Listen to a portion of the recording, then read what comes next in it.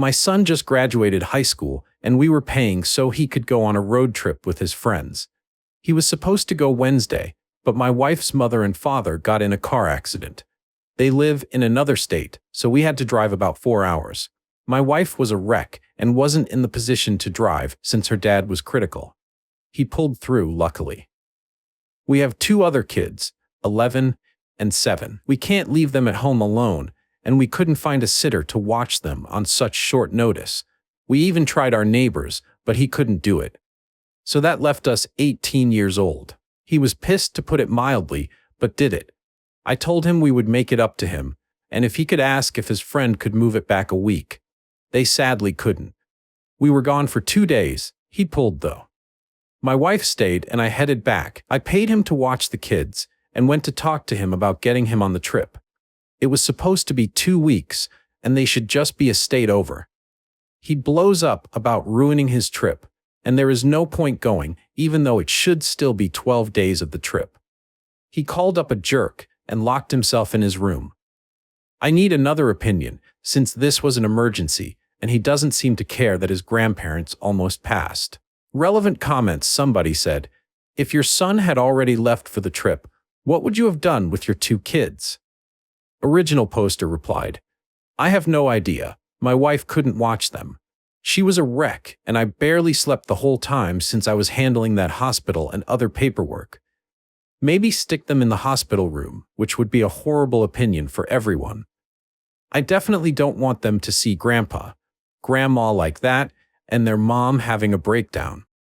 Another commenter, what's the reason you didn't take the younger kids with you? They're at ages where you don't have to keep your eye on them every single second. It shouldn't have been that much of a bother. Original poster replied, it would have been an awful opinion for everyone, especially since I was running around through most of it and wasn't in the room for a good bit. Mom was having breakdowns and was not even fit to look after herself. And grandpa and grandma were bad also. Grandpa was basically mangled. Maybe the middle child could have handled it, but definitely not our youngest. We didn't leave that whole time, so basically 48 hours at a hospital. Somebody said there was no family in the state you traveled to.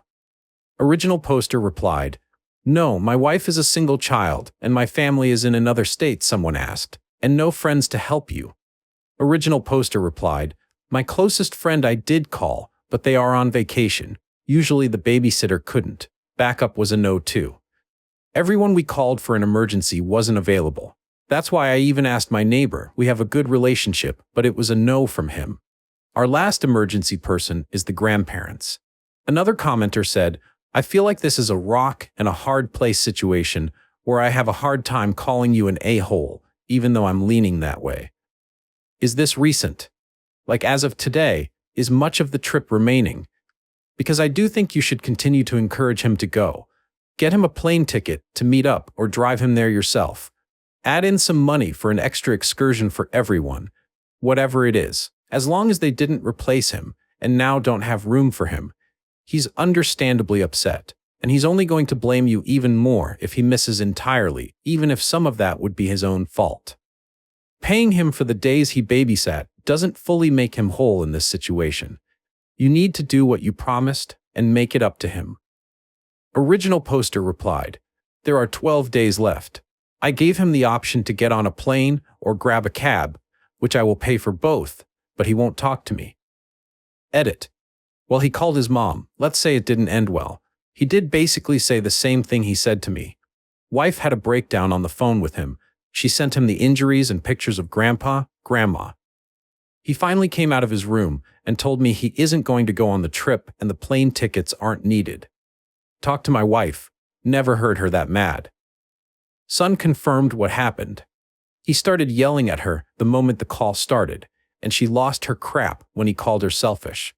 On good news, Grandpa has some feeling back in his legs, which was a huge concern. For people saying we didn't have an emergency plan, we do.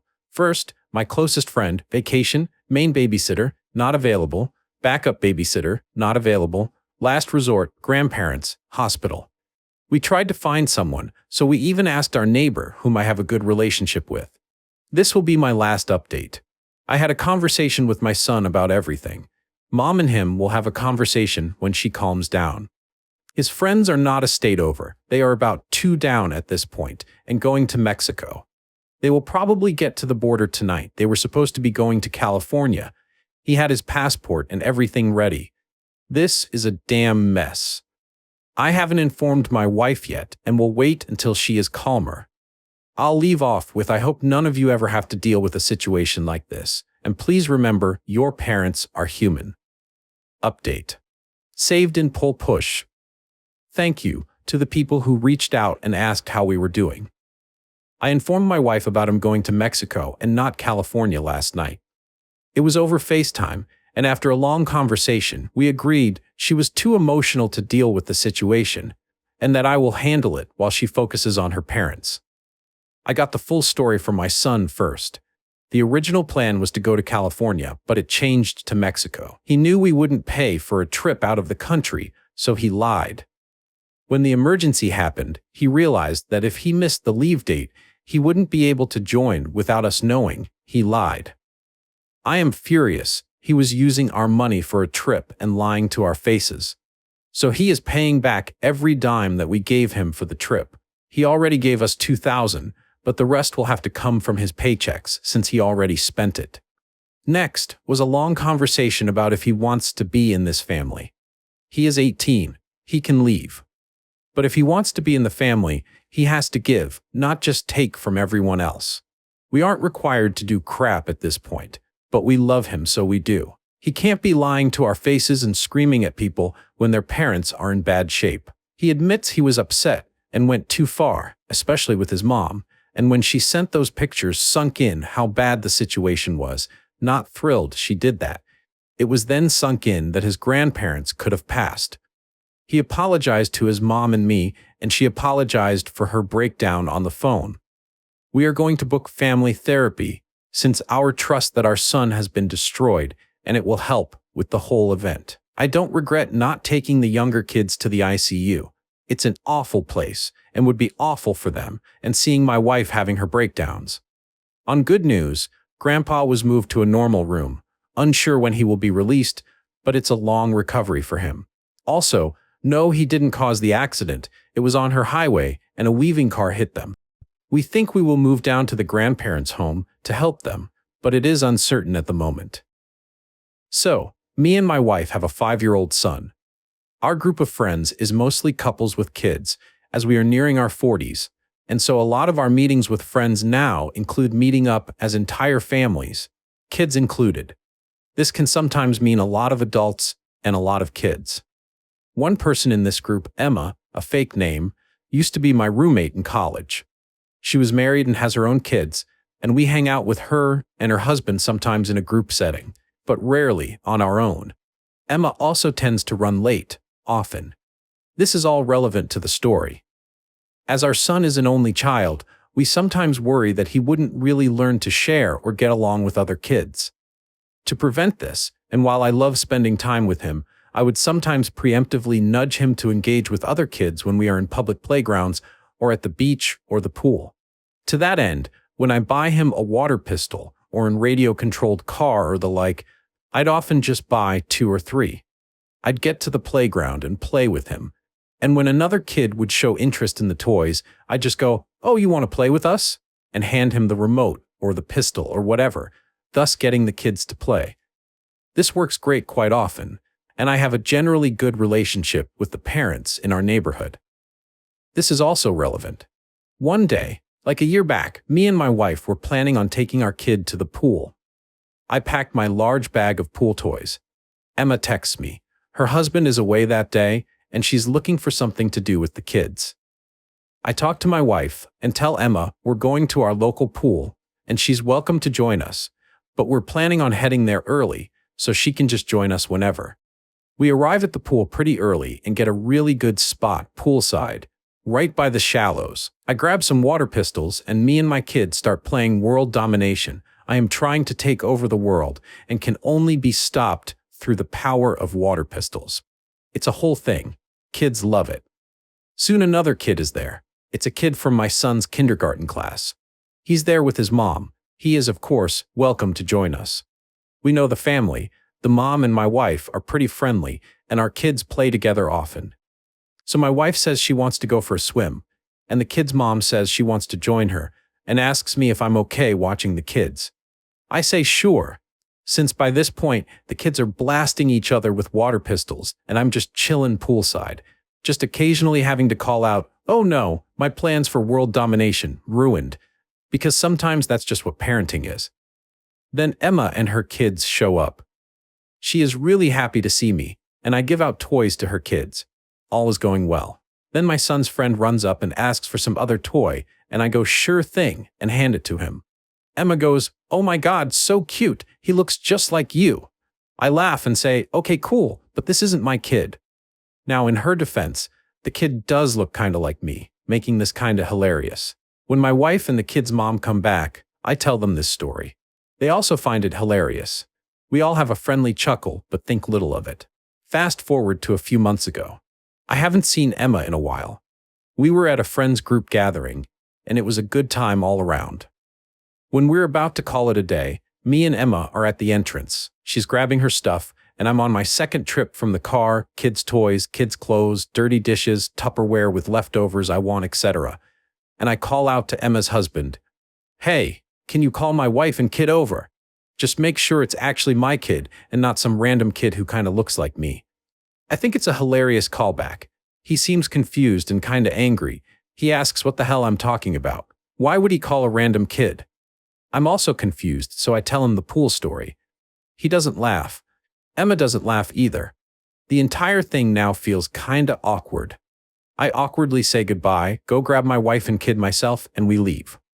Later that day, I text Emma to ask if everything is all right. I get no reply. I will text again a few days later. No reply. I get the distinct sense I screwed up, but also if she doesn't want to talk to me, I'm not going to force the issue. I leave well enough alone. At worst, I thought she was mad at a joke I made, which was apparently in poor taste. Boy howdy did I underestimate the fallout of this joke. A few days ago, I arrived at a friend's place and she's there. This is an engagement party, so no kids. I wasn't supposed to come but decided at the last minute, and my wife was at home with our kid. Emma sees me and is livid. She wasn't expecting to. She only came because she thought I wouldn't be here. She does, however, take the opportunity to tear me a new one, though. She calls me out in front of everyone. Because of my joke, originally said with air quotes, her husband was furious. From what she said and what I gathered from mutual friends afterwards, she previously commented on someone else's kid looking like someone who wasn't his father. Except that whole thing led to family drama in Emma's husband's family, because in that case, that dude was cheating, and that was his kid, and a whole bunch of people were really hurt in the aftermath. Emma's husband was furious because he apparently thought she would know better than to comment on kids looking like people again. This sent them down a spiral. Especially because the husband apparently thought she told me that other family story, and that I was mocking him for his family drama, and he thought the story I told was just covering for her when I realized I screwed up. This was not the case. I had no idea that whole thing happened. Still, he didn't believe Emma when she told him. So they are now separated. She calls me an asshole and says I ruined her marriage. I am not a confrontational person. I apologize profusely. I say I didn't know, and if she didn't want me telling the story, she should have said something. She tells me I'm making excuses. This is now a scene. I apologize profusely again and leave quickly after telling the couple a quick congratulations. I am later told this was anything anyone could talk about at the party, and now the engaged couple are mad at me too. Emma is even more mad because now everyone knows her drama. I am unfriended and unfollowed on everything. Some friends think I couldn't have known better, and the joke was pretty benign. Other friends say it was in really poor taste to throw her under the bus, and I am totally the asshole. Emma's best friend, who I also know from college, thinks I did know about the thing with her husband, and now I'm just covering my own ass to get away with being cruel. It has been a few days, and some of my friends will no longer talk to me. Others think she is wrong to blame me and that marriage was doomed anyway. Still, I feel really guilty about making the joke, and I obviously wouldn't have made it had I known the trouble it would cause. I like Emma, and I didn't want to hurt her. I also liked her husband. I'd like to say that maybe he was wrong to let the marriage implode like that because of a stupid joke, but at the same time, I don't exactly know his family drama and their history, nor the specifics of his relationship with Emma, so I can't really say he's wrong or overreacting. The entire thing just kinda sucks. My wife sorta got my back though. She thinks the joke was hilarious, and actually thinks breaking up their marriage makes it even funnier, because, what the heck. She also loves crazy Reddit stories, so she sent me to post this, so at least I got that going for me, which is nice. So am I the a-hole? Let's have a look at some comments. Somebody said, nah, it sounds like she's being blamed for someone else's infidelity and her whole in-law family is gaslighting her. I actually kind of feel bad for her. Original poster replied, I haven't actually thought of that. That entire thing must be really hard on her. I will try talking to her again in a few days and try to clear the air again. Because she is a friend and she is clearly going through stuff. Like, I'm not super thrilled about how she called me out at the party, but at the same time, I don't know, I've known her for over 15 years. Somebody said, I'm curious if you reached out to the husband to try and explain, especially considering how everyone in your group is supposed to be friends. And if you did reach out to him, what did he say? Original poster replied, I did not, and probably will not, since he and I were never really close like that. I liked him well enough, but he wasn't really the friendliest guy, at least with me. Now here's the update. I am now updating you because the last few hours have been a lot. It turns out that when I wrote my post, I left out one critical piece of context. I thought I was a regular person living a normal life. Turns out I am Chaz, a side character on the worst Gossip Girl episode ever written. So after posting yesterday, reading replies and thinking it over, I decided to reach out to Emma one final time. Some of you thought I shouldn't, and that these were in fact not my monkeys. Others made me realize that Emma was probably in a shitty situation with her husband and his family, and was actively being gaslit. Now, of note here, while as I mentioned, we're not as close as we used to be very close. She helped me pick out a spot and let me borrow her car for my first date with who later became my wife. She was a significant part of my support system during some very rough times in my life. Despite everything, I still felt like I cared about her and wanted to work things out. This is no longer the case. See, from my perspective, I thought we were good friends. Then when she met her husband, we naturally drifted apart, and then this thing happened out of nowhere. This was not what it looked like from her perspective. How do I know? Well, buckle up, because this is absolutely unhinged. So last night, before going to bed, I texted her a long, thoughtful message. I explained that I do apologize for the part I played in ruining her marriage, and I understand she is going through a tough time. I understand if she wants nothing more to do with me, but if and when she feels she wants to talk it out, she is welcome to reach out, and I leave the ball in her court. I show this to my wife, and she is practically giddy. She tells me there is no way this crap doesn't blow up in my face, and I should have just cut my losses, like many of y'all said. Emma shows up at my house at around 7 a.m. unannounced. I ask what the hell. She says she really needs to talk to me. I call my wife to the door and explain this. She sends me off with this woman because she understands this wholly can only go poorly, and apparently she is here for it, and it's my own fault at this point. So as I said, from my perspective we were friends. We drifted apart. From her perspective, for the last 15 years, she has been playing some weird game of 4D chess, or 2 different games of 4D chess. Apparently she had feelings for me back in college, and she was trying to nice girl her way into a relationship with me. By being there for me when my dad died, and when I was struggling with being single. She always gave everything because she just assumed I would, at some point, come around. You'd think that me getting married, or her getting married, would change that, and it did, just badly. Apparently her husband knew about her feelings, which is why he always kept me at a distance. We never drifted apart. He explicitly asked her not to meet with me anymore, outside of large social gatherings. That day at the pool? Yeah, that was her sticking it to him, because he was away, cheating on her or something, and he didn't like her hanging around me scantily clad. It wasn't just that he was upset at the joke. He was upset because apparently I was having an affair with his wife and rubbing it in his face. Makes no sense? I know, it gets worse. That thing at the wedding? Well, at least she didn't plan that. I told our friends getting engaged that I wasn't coming. She asked and verified this. She wasn't expecting to see me, and they told her I wouldn't be there.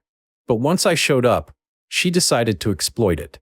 She intended to have a huge scene with me so that she could tell her estranged husband and friends that I ambushed her because she broke off our affair. Our affair. Apparently we had an affair. Oh, what an affair is that, you ask? I did too. Apparently the story some people got was that she and I were having an affair, and it ended and I was stalking her. Her husband left her because he found out. So people more inclined to believe her just thought that was what happened and wanted nothing to do with me anymore. So why did her husband actually leave? Well, some of you called it. According to her, he was cheating on her a bunch and overall not a nice person. She never actually cheated on him, but used me to pretend that she did without my knowledge. So after the joke at the gathering, which may have indeed been in poor taste, they had a huge fight and he left the house. As for the thing with his family, from what I gather, it was some dude sleeping with his cousin's wife or some such crap. So anyway, she tells me all this insanity and tops it off with that my message really moved her and we can still be friends.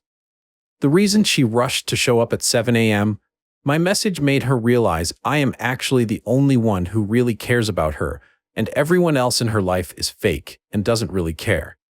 I'm not the sharpest tool in the shed, but now this sounds like some really manipulative crap to me. And now I'm thinking back to a lot of our previous interactions, and a lot of them also seem like that to me now. I am not a confrontational person. I was willing to accept that I screwed up. Maybe some of you were right, and the joke was in poor taste, and I'm a huge asshole for making it because I thought that if he knew the story, he would get the call back. And if he didn't, I'd tell him a funny story about his wife. I accept all that criticism. But this? Hell no, I was done. I tell her I am done with her crap. She can get back to her husband, leave her husband, keep any friend she wants because I am damn done. I can forgive a lot, but she has basically not communicated with me for over 15 years. I was telling her everything about my life and my feelings, and I was absolutely appalled by just how much of a one-way street it turned out to be. I feel like I didn't ever really know her. Maybe I played a role in that too. Maybe I was self-centered or selfish and didn't consider her emotions or her signs. I don't know. And you know what? At this point, I don't think it matters. She lied to me so much. She lied to so many people so much. I just don't care anymore. I don't think there's anything left to fix this friendship. And the worst part, I just gave you this huge update, and I genuinely don't know how much of it is true. Maybe she was completely honest with me. Maybe she lied about everything and we're still playing 4D chess. Who knows? I certainly don't.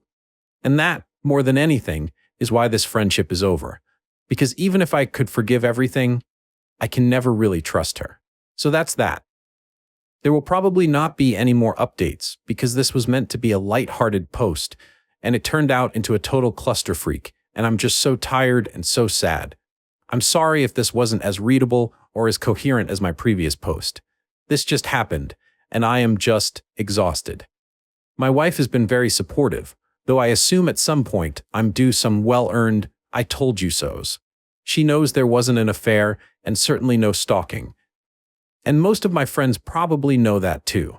I may try reaching out to some others because, well, I don't know. Maybe they were told even worse things about me, but I am just done with this. And now I'm going to spend what's left of this weekend with my family and try to put this crap behind me. Thank you all for reading and for your advice. Some relevant comments. I just want to say how amazing your wife is. She's been supportive and, from the looks of it, is not affected by this whole situation at all. Emma is a textbook toxic gal, and I'm glad everything has worked out fine for now. Some people are just cruel, and there's nothing we can do about it other than just staying far, far away. So do that.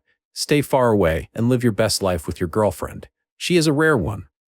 Wife is having a blast. Well, it is always good humor and the ability to stay positive during the shitstorm. You have a smart one. Don't ever let her go.